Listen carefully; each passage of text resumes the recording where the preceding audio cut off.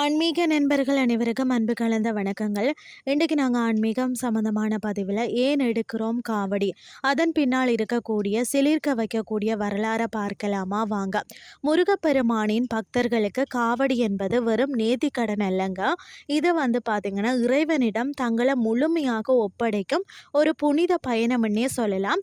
இந்த தைப்பூசம் மற்றது பங்குனி உத்தர காலங்களில் நாம் காணக்கூடிய இந்த காவடி கலாச்சாரம் எப்படி தொடங்கியது தெரியுமா? அதாவது இடும்பனும் அகத்தியரின் கட்டளையும் காவடியின் வரலாறு. அதாவது பார்த்தீங்கன்னு சொன்னா இடும்பன் என்ற அசுரனிடமிருந்து தொடங்குகிறதா. அகத்திய முனிவர் தனது சீடனான இடும்பனிடம் சிவகிரி மற்றது சக்திகிரி என்ற 2 மலைகளையும் தெற்கே கொண்டு வருமாறு கட்டளையிட்டாராம். தன் குருவின் ஆணைப்படிதான் ஒரு நீண்ட தடியின் இருபுறமும் அந்த மலையை கட்டி தராசு போல தனது தோல்ல சுமந்து வந்தாராம் இடும்பன். இதுவே உலகின் முதல் காவடியாகும். சிறுவனாக வந்த முருகன் பழனி மலை அருகே வந்தபோது இடும்பன் கலைப்புற்று மலைகளை கீழே வச்சாராம். சிறிது ஓய்வுக்கு பிறகு மீண்டும் தூக்க முயன்ற போது பார்த்தீங்கன்னா மலைகள் அசைக்க முடியாதபடி கனத்தனதாம். அப்போது ஒரு சிறுவன், அதாவது முருகன், மலையின் மேல் நிற்பதை கண்டானாம்.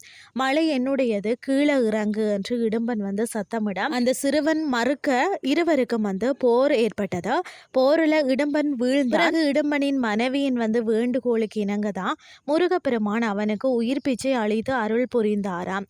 தன்னை தடுத்தது முருகப்பெருமான் என்று அறிந்த இடும்பன் அவரிடம் ஒரு வரம் கேட்டானாம். இறைவா, என்ன போலவே யாரொருவர் இருபுறமும் சுமைய தாங்கி, அதாவது காவடி, உன்னை தரிசிக்க வாரார்களோ அவர்களுக்கு நீ அருள் புரியணும் அப்படின்னு சொல்லி வேண்டினாராம்.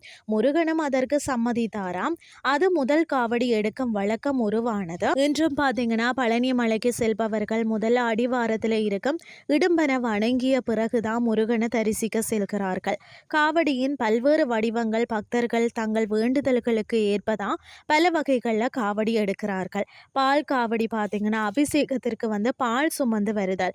மயில் காவடி மயில் தோகைகளால் அலங்கரிக்கப்பட்ட அழகான காவடி.